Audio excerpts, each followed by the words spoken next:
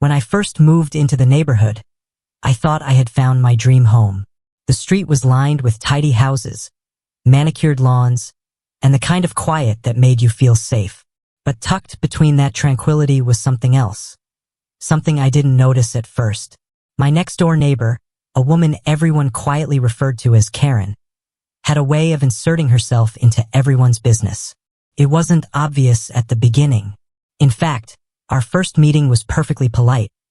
She waved from across the driveway, offered a tight smile, and then immediately asked why I had parked my truck in view of the street. At the time, I brushed it off as casual small talk. Over the months, I learned she was the unofficial eyes and ears of the block. She knew who was late on their HOA fees, who had weeds in their yard, and who had been seen bringing too many guests over on weekends. The stories trickled in from other neighbors. Some laughed about her, some avoided her entirely. But I never thought I'd end up in her crosshairs. That changed the day I decided to build a privacy fence. It wasn't an impulsive choice. I had been working from home for a year, and my backyard was my sanctuary. But the layout of the lots meant that my deck overlooked Karen's kitchen window, and vice versa. Every time I stepped outside for a coffee or took my laptop out to work, I could feel her eyes on me. Sometimes she'd be watering her plants for a suspiciously long time, facing directly toward my yard. Other times, she'd make loud comments about how some people don't understand community spaces. The final push came when I caught her leaning over my property line, peering into my yard with binoculars. Whether she was looking for weeds, unapproved furniture, or UFOs, I didn't care. That night, I opened my laptop and ordered materials for a tall, sturdy wooden privacy fence. Construction began a week later. The sound of hammers and saws filled the air, and while most of my neighbors walked by with curiosity or gave a friendly thumbs up, Karen stood at her kitchen window, arms crossed, mouth tight. I could almost feel the steam coming off her. By the second day, she was standing on her side of the property line, pacing back and forth. I kept my focus on the work crew, refusing to engage. But I heard her muttering under her breath, something about eyesore and property values. On the third day, she finally made her move. She stormed over to my driveway while I was checking on the supplies, waving a printout of what looked like HOA regulations. I didn't even get a word in before she began pointing to highlighted sections, insisting the fence was too tall, not uniform, and in violation of neighborhood aesthetics. I told her calmly that the fence was within legal height limits and had already been approved by the city. She didn't like that answer. That night, I noticed her porch light flicking on and off in quick bursts. Later, another neighbor would tell me that was her signal for emergency neighborhood meetings. The next morning, I was woken up not by the construction crew, but by the sound of sirens. 2 police cars pulled up in front of my house, lights flashing in the pale morning light. My stomach sank. The officers explained that they had received a call from a concerned neighbor reporting illegal construction and possible property damage to adjoining lots. Standing there in my driveway, still in my pajamas, I felt a slow burn of anger rise in my chest. I invited the officers into the backyard, showed them the permits, and explained the situation. They were polite but clearly irritated at having been called for something so trivial. One even muttered, "We've been here before for this kind of thing," which told me everything I needed to know about how often Karen pulled stunts like this. When they left without issuing so much as a warning, I thought maybe, just maybe, she'd give up. But as I stood at my back door later that day, I saw her on the phone, pacing her porch like a general preparing for war. What I didn't know then was that this wasn't just a petty complaint. Karen had set her sights on getting my fence removed entirely, and she wasn't going to stop until she got her way, or until I found a way to stop her. The fence wasn't just a barrier now. It was a line in the sand, and she had just crossed it. By the end of that week, the fence was complete. 6 feet of rich cedar panels stood between my backyard and Karen's view, sturdy enough to withstand the strongest winds, and, I thought, the strongest neighborly grudges. But as I admired the finished work from my deck, I could feel the weight of her presence just beyond the wood. That weekend, the flyers appeared. Folded sheets of paper were tucked into every mailbox on the street, warning about unsanctioned changes to neighborhood appearance, and urging residents to speak up before property values plummet. My name wasn't printed anywhere, but everyone knew who she meant. The picture in the middle of the page was my fence, taken from an angle that made it look like a looming barricade. First, I laughed it off. Surely no one would take it seriously. But then the subtle shifts began. A couple who used to wave at me while walking their dog suddenly crossed the street when they saw me. A neighbor I chatted with about lawn care stopped answering my texts. It was like the fence had become a dividing wall in more ways than one. By Monday morning, an official-looking envelope arrived in my mailbox. It was a notice from the HOA demanding a review of my recent construction. The letter claimed my fence may not be in compliance with community guidelines, and that I was required to attend a hearing at the clubhouse. The date was set for the following Thursday. I knew exactly whose fingerprints were all over this. The days leading up to the meeting felt strange. Karen was everywhere, lingering near the mailbox when I checked my mail, standing at the edge of her driveway when I came home, pretending to pull weeds that didn't exist. She had a smirk now, the kind you see on someone who thinks they've already won. On Thursday evening, I walked into the HOA clubhouse prepared for a polite but firm conversation. What I got instead was a tribunal. Karen was seated right in the front row, flanked by two of her allies, arms folded, lips pressed into a thin line. The board members shuffled papers and cleared their throats, pretending neutrality but glancing toward her far too often. They started with questions. When had I begun construction? Did I have the city permit? Had I considered the uniformity of the neighborhood? I answered calmly, presenting my paperwork like evidence in a courtroom. But with each document I handed over, I could see Karen scribbling something in her notebook, like she was keeping score. Then came the photos. She had prepared a slideshow of negative visual impact images, close-ups of my fence in the morning light, shadows stretching across her lawn, even a picture of her own kitchen window, claiming the fence blocked her view of the street. She called it social isolation by design. I wanted to laugh, but the board took it seriously. One member even asked if I had considered making the fence more welcoming. The hearing dragged on for over an hour. By the end, the board agreed to review the case and send me their decision in writing. Karen left the room with a victorious sway in her step, pausing just long enough to give me a look that said, "You're done here." That night, I sat in my kitchen replaying the meeting in my head. Every question, every photo, every smug glance. She wasn't just trying to remove the fence. She was trying to turn the entire neighborhood against me. And judging by the cool stares I'd been getting lately, it was working. But here's the thing Karen didn't know. I'm patient, and I don't back down when I'm right. If she wanted a war over a property line, I was ready to give her one. The next day, I began gathering my own evidence. I photographed my property from every angle, measured the fence to the millimeter, and made copies of every permit and approval form. I even visited the county records office to pull the original property maps. That's when I noticed something interesting. According to the official records, the property line wasn't exactly where Karen thought it was. In fact, a sliver of land about 2 feet wide on her side of the fence actually belonged to me. And that 2 feet just so happened to run right along the side of her prized rose bushes. I went home that evening with a quiet smile. She had fired the first shots, but I had just found the ammunition. The moment I confirmed the property line discrepancy, I felt the entire balance of this little war shift. 2 feet of land might not sound like much, but in a battle with someone like Karen, it was enough to turn defense into offense. I didn't act right away. That would have been too obvious. Instead, I let the tension simmer, giving her room to think she still had the upper hand.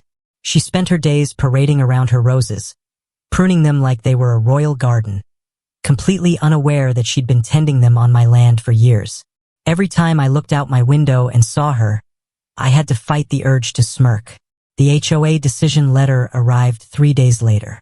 It was worded with all the politeness of bureaucracy, but the message was clear. The fence was to be modified to meet community aesthetic standards or face daily fines until compliance. They gave me 2 weeks. Karen must have been thrilled.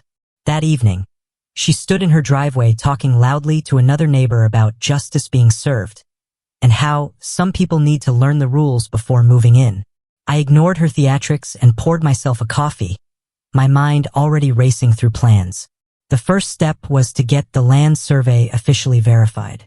I hired a licensed surveyor, and within a few days, bright orange flags were planted exactly along the legal boundary. The sight of those markers caused a visible crack in Karen's smug expression. She watched from her porch, her watering can suspended in midair, as the surveyor hammered in the last stake, right through the middle of her beloved rose bed. I didn't say a word. I didn't need to. 2 days later, I sent her a certified letter. It was short and factual. Her plants were encroaching on my property, and she had 14 days to remove them or I would do it myself. The timing was intentional. It lined up perfectly with the HOA's deadline for my fence modifications. I could almost hear the gears grinding in her head. If she fought me on the roses, she'd have to acknowledge the survey results, which meant admitting her mistake. But if she didn't fight, she'd lose her prized garden and the sense of ownership she'd lorded over me for months. Her first counterattack was subtle. She started leaving her trash bins right next to the fence, lids open, the smell wafting over during the hottest part of the day. A passive-aggressive tactic, but nothing I couldn't tolerate. Then came the late-night accidental flashlight inspections, beams of light sweeping my backyard while she looked for raccoons. I kept my patience. I wasn't going to take the bait. Instead, I began planning the modification the HOA demanded. They wanted the fence to be more in harmony with the neighborhood? Fine. I researched every loophole, every regulation, and found a solution so absurdly compliant it would make their heads spin. Decorative latticework extensions along the top, painted in the exact shade approved by the HOA, but styled in a way that doubled the fence height without technically violating the rules. Not only would it block Karen's view entirely, it would make her side of the property line feel like a walled fortress. And because the survey had confirmed my extra 2 feet of land, I could plant whatever I wanted there, legally. I decided on a thick row of evergreen shrubs, tall, dense, and evergreen year-round. Once they grew in, she wouldn't just lose her roses. She'd lose the sunlight that hit her kitchen window in the morning. By the time the HOA deadline arrived, my contractors were already at work. Karen came storming out the moment they started installing the lattice, waving her phone like a weapon, no doubt calling the board. But when they arrived, I had every permit, every survey document, and every HOA-approved color swatch ready to go. The board had no choice but to acknowledge that my fence now met, and in some cases exceeded, their guidelines. The looks on their faces told me they hated being outplayed, but rules were rules. Karen stood in the background, red-faced and speechless. For the first time since this all began, she didn't have a comeback. She just turned, marched back into her house, and slammed the door hard enough for me to hear it over the sound of power tools. I thought that might be the end of it, but people like Karen don't quit. They just regroup. And I had a feeling her next move was going to be bigger. For almost a week after the lattice went up, there was silence. It was the kind of uneasy calm that feels less like peace and more like the eye of a storm. Karen's blinds stayed drawn. Her roses, now reduced to a withered stump of soil and roots, sat untouched. The only sign of life from her property was the occasional flicker of a TV through her front window. I should have known she was planning something. It began with the flyers, again. Only this time, they weren't about the fence. These were full-page warnings about unsafe construction practices, alleging that the fence posts were unstable and could collapse on a child or pet. The paper was printed in bold red letters, designed to cause alarm, and she made sure one landed in every mailbox within 3 blocks. Then came the anonymous complaint to the city building inspector. It was a sunny Wednesday when a man in a county-issued vest showed up at my door, clipboard in hand, asking to inspect the fence for structural integrity. I gave him full access, confident in the work that had been done, but the disruption was exactly what Karen wanted. The sight of an official on my property was enough to get the neighborhood whispering again. The inspection passed without a single issue, but Karen didn't care. This wasn't about winning in the eyes of the law, it was about wearing me down, making me second-guess whether this battle was worth the stress. The sabotage attempts started shortly after. First, the trash bins. I'd wake up to find my cans tipped over, garbage strewn across the driveway. I set up a motion-activated camera, and though it didn't capture her face directly, it showed a hooded figure walking away from my property at 2:14 a.m., a figure with the exact same build and gait as Karen. Next, my mailbox was mysteriously knocked off its post. The screws weren't loose, they had been removed. Cleanly, deliberately. By the third incident, I stopped viewing this as petty HOA drama. This had become a campaign, and Karen was willing to cross lines that most people wouldn't even approach. Still, I stayed quiet. I knew if I reacted emotionally, she'd twist it into proof that I was unstable. People like her thrive on pushing others into making mistakes. Then came the tipping point. It was late on a Friday night when I heard the sound of wood splintering. I rushed to the back window and saw the beam of a flashlight bobbing in the yard, on my side of the fence. By the time I got outside, whoever it was had fled, but the damage was done. One of the lattice panels had been kicked hard enough to crack the frame. The wood splinters were fresh, the screws still wobbling in their holes. I didn't call the police that night. Not yet. Instead, I reviewed my security footage in the morning, and there it was. A partial but unmistakable shot of Karen slipping through the gap between her house and mine, right before the panel cracked. That's when my patience finally snapped. I contacted both the HOA and the police, filing formal reports for harassment, property damage, and trespassing.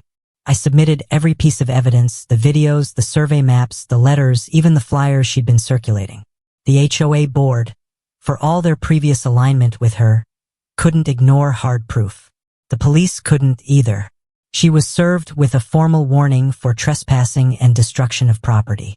The officer who delivered it told me this wasn't her first run-in with the law, though he didn't elaborate. But the warning only made her angrier. 2 days later, I found a fresh note taped to my front door. It wasn't signed, but I didn't need a signature to know who wrote it. The handwriting was sharp, slanted, and unmistakable. The note read, "You think you've won?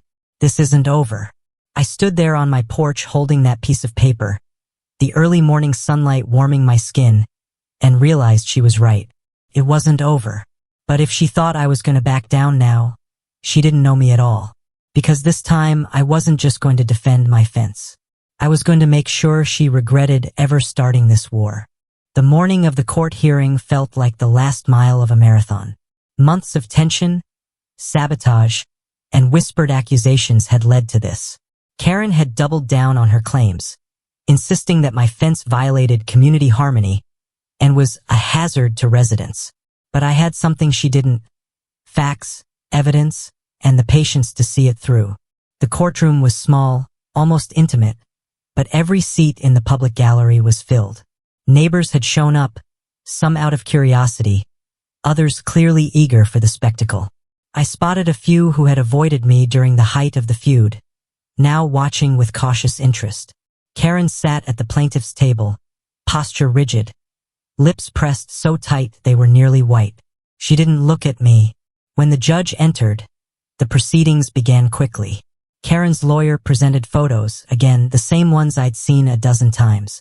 Close-ups of the fence, exaggerated angles, dramatic captions. He painted a picture of me as a reckless neighbor who had built an imposing wall to spite the community. When it was my turn, I kept it simple. I presented the original city permits, the official land survey proving the fence sat entirely on my property, and the HOA's own written confirmation that my modifications met every guideline. Then I played the security footage. Grainy, but clear enough to show Karen on my property at 2:14 a.m., flashlight in hand, walking away from a damaged lattice panel. The shift in the room was almost audible.